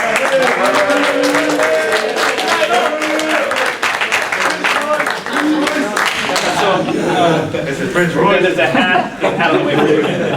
Okay, and also, this is for your son. Okay, for your son. I know he's going to be a star. Okay, and also, Neuer. Manuel Neuer. Making. He's his son. Yeah, he's a little Manuel Neuer. He'll be starting for Barcelona in like 5 years.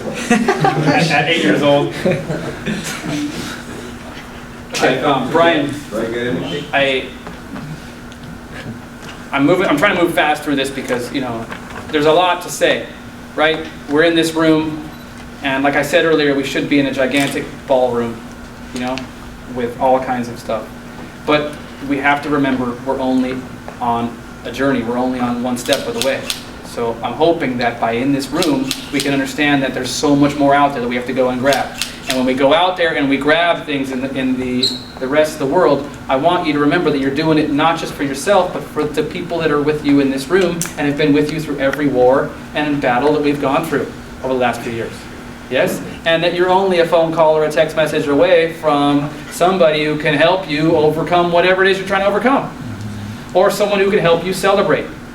Now remember, we are remembering that partying is different than celebrating. Celebrating means you earned something. Partying just means that you're just wasting time and distracting yourself from the fact that you got no goals, you got nothing happening. It's just a way of distracting yourself. partying, just drinking, messing around, whatever. It doesn't make any sense.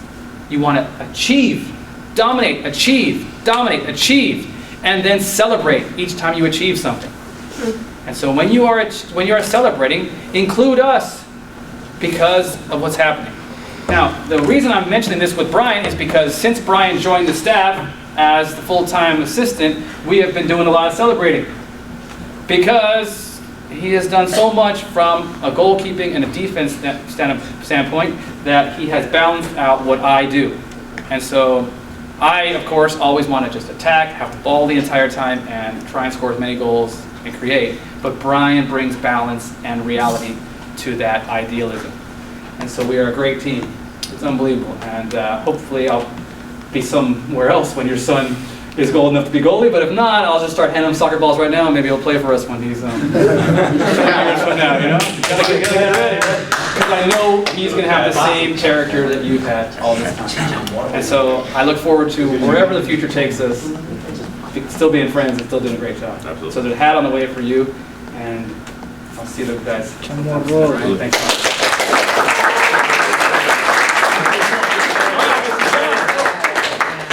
All right. The legend, okay? Johnny. Johnny, I know we give Johnny a hard time, okay, but Johnny, from my point of view, is the perfect recruit. The perfect recruit. Okay, and it's not just, I know this, I knew this last year, but I know this now because every freaking college program in the Western United States has contacted me about Johnny Lopez. What's happening with Johnny Lopez? What's Johnny Lopez going to do next? Do you have any Johnny? I'm like, it's like one of those movies, where you have the quarterback and the freaking coach is just inundated with all this stuff, and I wish I could get a shoe contract out of it or something like that. But you can't, but you have been, and the reason is you're the perfect recruit. And what I'm talking about is when you recruit a player, what do you want from them? You want technical ability, of course. You want athleticism, of course. Okay, Johnny is 10 out of 10 in both of those. You want someone who's disciplined, is going to show up every day. 10 out of 10. You want somebody who's going to implement your game plan and not question it, not argue with it, just do, okay, that's what you want me to do? Perfect, no problem. You want someone who, even though he's a star, will get along with the rest of the guys and, support and be patient and work with them all the time. I mean, in every category I could possibly mention, you are 10 out of 10. It's perfection because you bring so much dynamism to the game, doing so much, and yet you never cause a problem. And usually when you get a player of Johnny's caliber, and you guys have known, you've played with other stars before, right? When you get a player, they usually bring the team down. You have to choose between them and the team. And you can't get them to fit. You can't get them to fit. Well, on this team, we have a lot of stars, and they're all like you. They all want what's best for the team first. And it's amazing. It's amazing. I've been around a lot of different teams, a lot of different places, and to have such talented human beings want to do what's best for the team first and always support their brothers before them, it's unbelievable. It's unbelievable. Okay, so this year we had Johnny walk us to the championship. Was it too easy for you, or was it hard? I don't know. Smart answer. It was not easy. It was not easy. We had to work. Guys were double teaming you. Guys were triple teaming you. A coach, every time you got the ball, would scream, he's left-footed, he's going that way. Every time you would move this year, they would say, watch him. Did you guys notice? Yeah. Did you ever see a back four go from a flat back four to a pile of guys, circle around? It was like they were trying to catch a freaking lost cat or something. And everyone was like chasing you like this. The entire defense would just go flying over to the other side. And we tried all kinds of different variations to get you more open. And it was good that we had Jaime coming up because Jaime scored some of the goals. And the thing that I liked best about your play was when everybody was at your mercy, and for sure there was like a 70% chance that if you shot, you're going to score. This year and last year, you would dish, and then the guy'd have open net. One example would be the game we played at Santa Monica, which was a huge game. Mission messed up at Santa Monica. They're a better team than their record showed, right? And we were having a tough time of it. It was back and forth, and it's a tough field to play on. And you were in behind playing, and then you could have scored. You probably could have scored. You had the goalie, maybe 5-hole, maybe you were going far post or something, because Guzman had slipped a guy and then played you a perfect little pass, and then boom, you're in. What happens? Out of the corner of your eye, you find Jaime. Jaime goes his back post, and he gets the open net, no goalie. And that's what separated us. That's what separated us. They had a bunch of chances on that basketball court of a field, and they didn't have a star who was willing to play for the team. And it's priceless. It's crucial.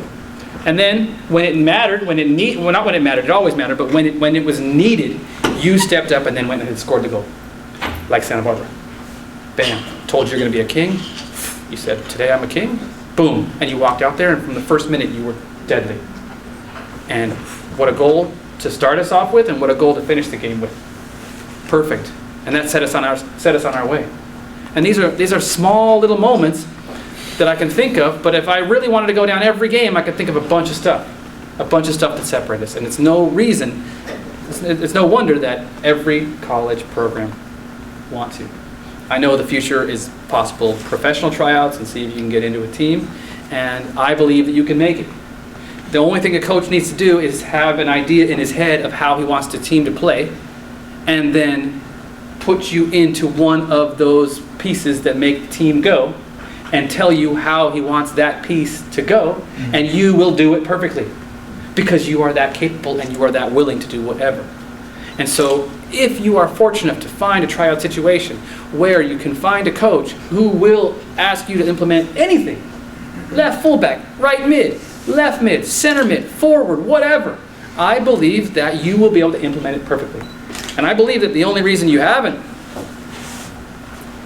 become a pro in the past is because you've just never come across a coach who was able to verbalize his vision for the team.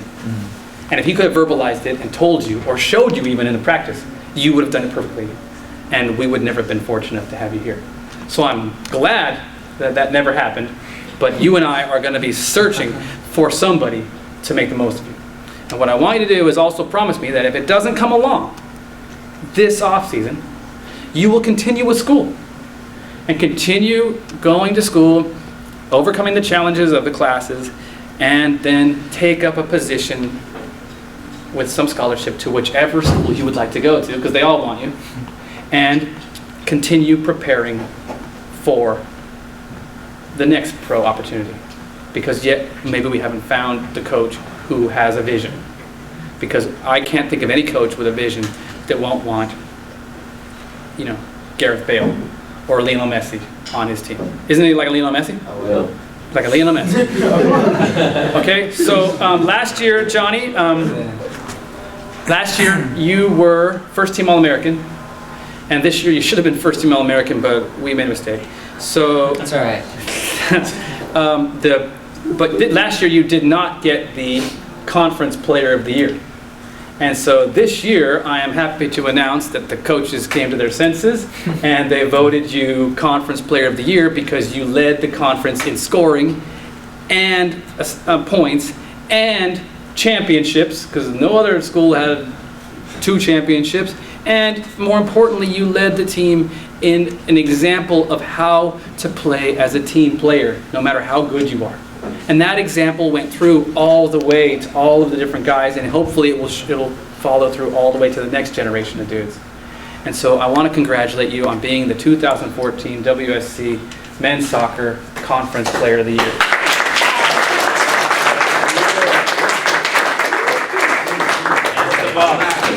He took it. I got my hat. I'll do it. Hold on, don't get over. It's right here. There you go. All that, but,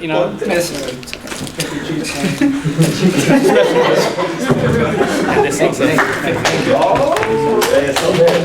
Headphone number 2.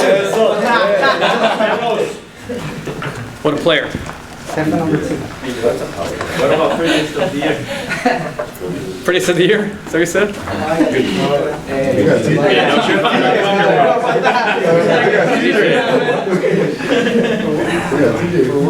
Okay, all right.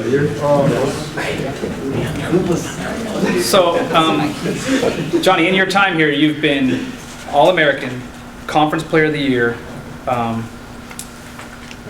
Ventura County Star Male Athlete of the Year, and also first team All-Conference 2 years and some other stuff. And we want you to understand that those awards mean nothing. What means something is the way you treated every single person and the way you participated in the team and the way you set an example for everybody.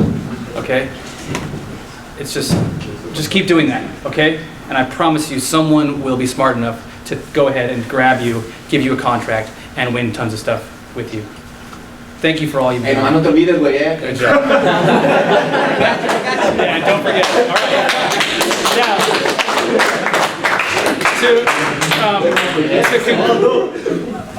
to conclude the ceremony here, okay? I know you guys have been real patient. Okay, I know this takes some time. I just want to make sure that I get to every single person, okay? Because every single person matters.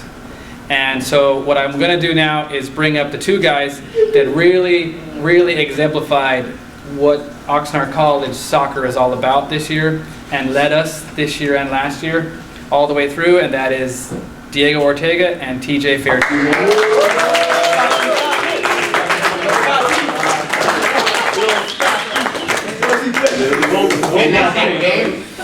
Okay, so when you so I've never had two captains before. I've always had one captain. One guy stood out, and one guy, was just someone I could count on, and I wanted him to implement the game plan.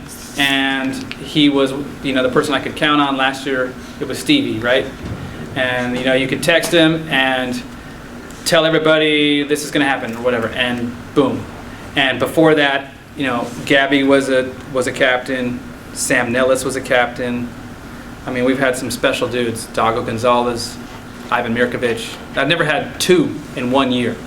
But this year, just like the Freshman of the Year and the Condor Award, I couldn't decide.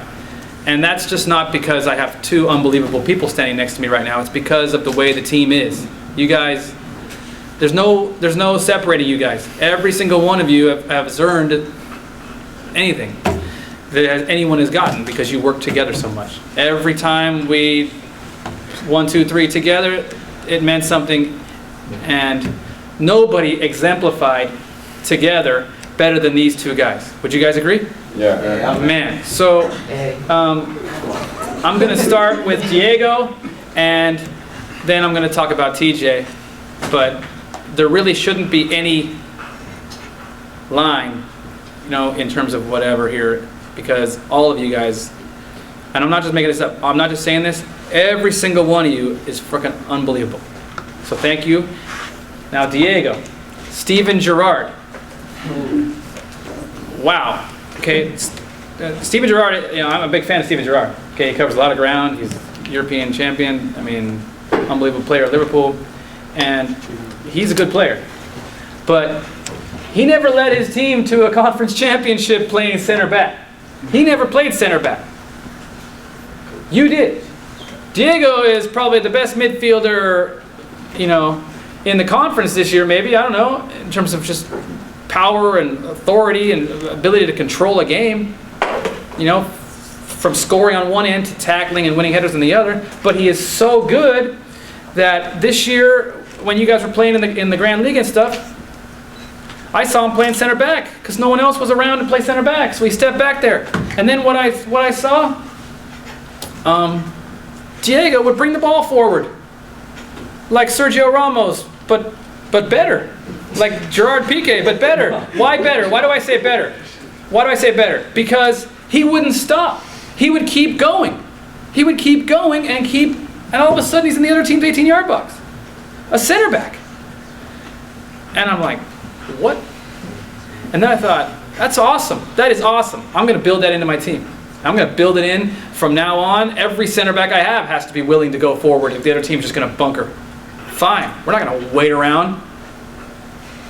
We're going for it. And so we went for it. And, you know, it was such a new concept that the only guy that could physically handle it was you. Everybody else was looking at me like I was crazy. Like Danny and Yepes and stuff like that, they were looking at me like, you must be out of your mind. No, I stay back here and kick the ball out. Well, Danny, you know, he's on his way, but you've set an entire new standard for what an Oxnard College center back should do. And along the way, you never got beat. On the way, you never lost a challenge for a header. Along the way, you never missed an opportunity to control the back line and step and pull people off sides. Along the way, you never, you know, were able to stop communicating with the midfield and working with Osvaldo and, you know, compacting the space. And it was like having an entire midfield. It's like we had 8 midfielders, and then we had 8 center backs. It was just an unbelievable thing to watch. We almost had too much control of the game because we had the other teams so pinned that they were nothing but just protecting themselves. And it would have been almost easier to let them out and let them do stuff and then go score on them because they were out. But instead, we just kept going. And that is a tribute to how good you are. I'm hoping that you will go to Santa Clara and be the next in line to take that Division I opportunity and be like some of the other guys around here and get drafted. And take your talents to the top level. I mean, because I think, you guys think he could do it? I mean, I think for sure he could do it. So, this year, Diego, I mean, I could go on and on, okay? You're a special leader. You are going to go far, and you're going to bring whoever you would like with you, okay? I just want you to continue to set big, hairy, audacious goals. Have you ever read that book? You will, but it's a book about how to lead a company to the top. You set big, hairy, audacious goals. Right? You set a goal for us, like this small school should win the state championship and we should freaking be disappointed with that. And we won it and you went for it. When you weren't playing last year, when you did step in, you did great. When I asked you to play right fullback, no problem. When I asked you to play center back, no problem. You would have played goalie if we needed. When I asked you to play center mid, forward, no problem. It was too easy for you. Your talents are going to take you miles. All I'm saying is be the same leader. Okay, be the same quality human being no matter how far you go, because you're certain to come up, you know, and find different kind of pitfalls. Just be that strong character that you were.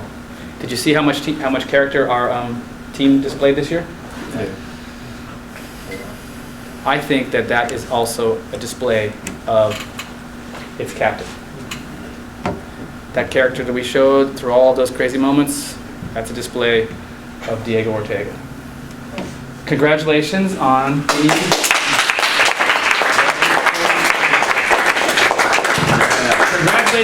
not only being first team all conference, but also being Oxnard College 2014 co-most valuable player.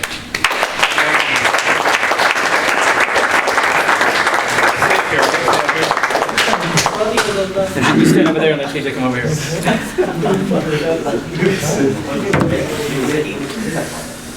All right, so now we're almost to the end, okay? And I think there's no better way to end but with talking about TJ, okay? And the reason is that TJ embodies who we are. Am I right? Yeah. And who we are is special, like really special. This group here can go places. We're going to be meeting and have like a 40-year anniversary or something, you know. Hopefully we'll get a bigger room than that because we won't be able to get the walkers and wheelchairs in here. But we're going to be talking about this team. We're going to be talking about this group. When you guys achieve as much as you achieve under the circumstances you achieved it, you become legends. When you make history, you become legends. And the reason that I like to point out TJ is Superman. Captain America. Captain America. Freaking Clark Kent. And then he puts on a soccer uniform, he's unbelievable. You are unbelievable. Every single day, you and Elmer, every single day you were here. What can I do? What can I do? What can I do to help? What can I do to help? What can I do to help? And it's not like I asked you. You just did it.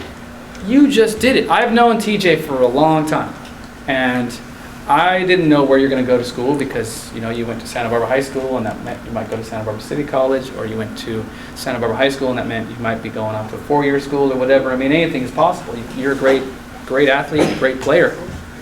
But luckily, you chose us. And then you did what I think that you always do. And what you always do is you choose to make something a success. I don't know how you did it.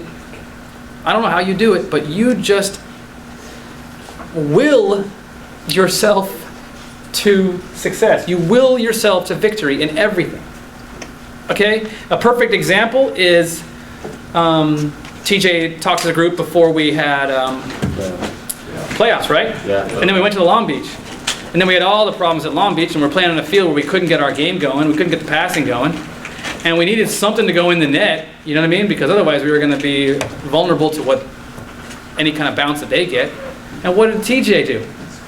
He just said, we're going to do it, we got to do it. We kept going. This is happening.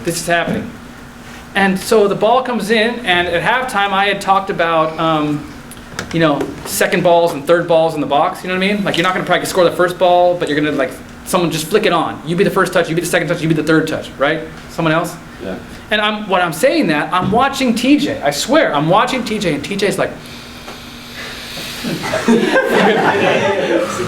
you know that thing he does, right? Where he closes his eyes and he does that like samurai stuff. It's like,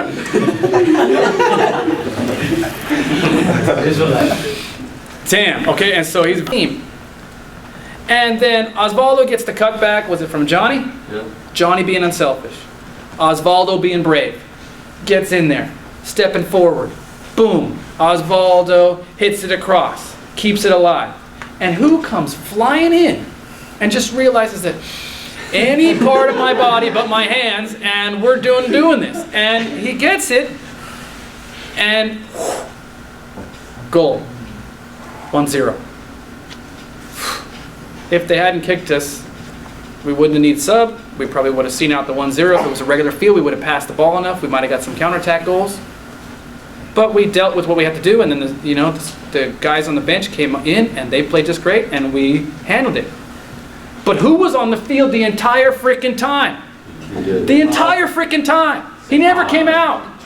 He never came out. That's why I think he's Superman. Because he never came out. He embodied the entire season, his entire career as an Oxnard College player. He never stopped. He kept going the entire time. I used to tell defensive midfielders to stay home and operate in front of the back line, but then I saw TJ and he would go all the way up into goal scoring position, and then how the hell did he get from there to there so fast? But he did. And he was back where he should have been all the time anyway. So where's the point in telling him to stay home? We can have the best of both worlds. Superman.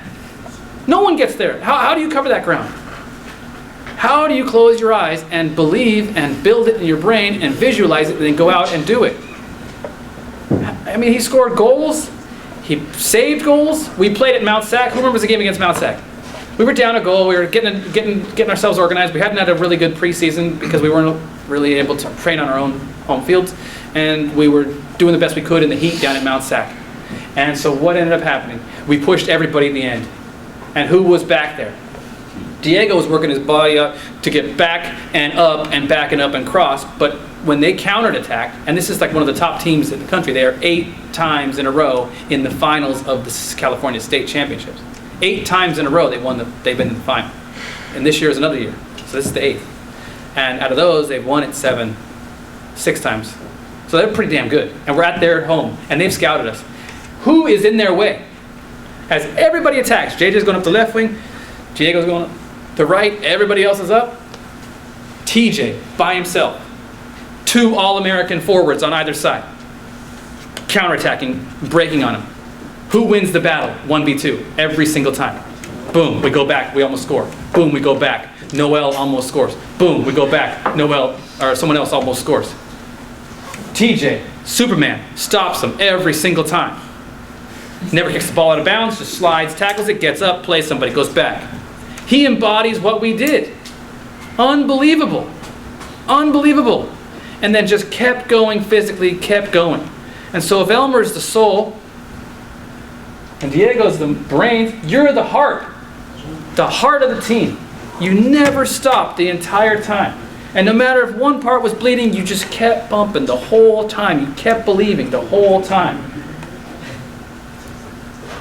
You don't always have the Disney movie ending where you come out with the championship. Sometimes you got to end with just, a little bit below. And that is going to sting all the time.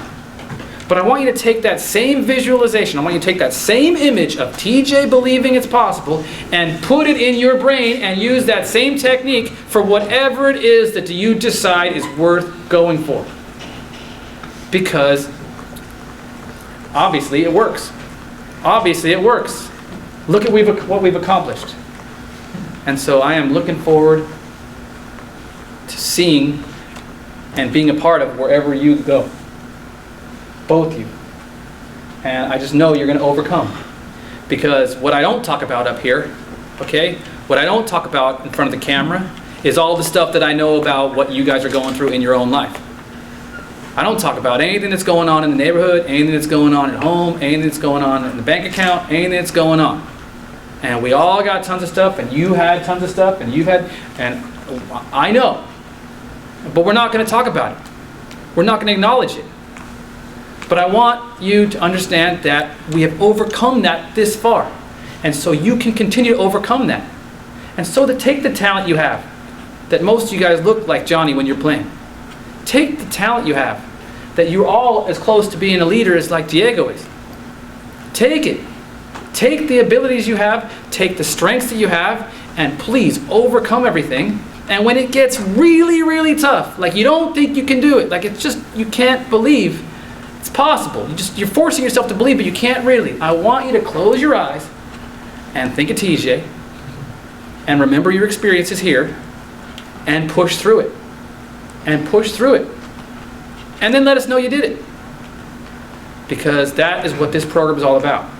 And so I am personally glad that the season worked out the way it did, because I want 80 years of success from every single one of you people. Every single one of you 20-year-olds, I want 80 years of success. I don't want one good weekend and then 80 years of saying I had one good weekend.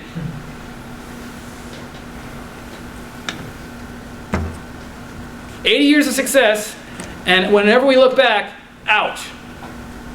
But 80 years of success. Over and over and over. And so we'll start on Monday, the 12th of January, working towards next year with the freshmen and any sophomores who would like to keep training and working towards whatever they're working towards next. And we'll keep doing it. And we will remember Diego and TJ and all the sophomores and their unbelievable contributions this year. And TJ, I'm just going to end with thanking you for all you've done and thanking everybody for all they've done. Hopefully it all continues in your own lives. TJ, you got first team all conference and co-MVP with Diego. Well done.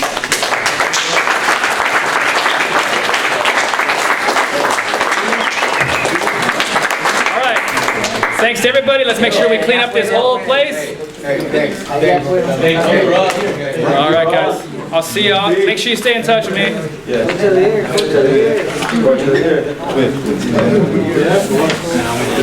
Oh, no.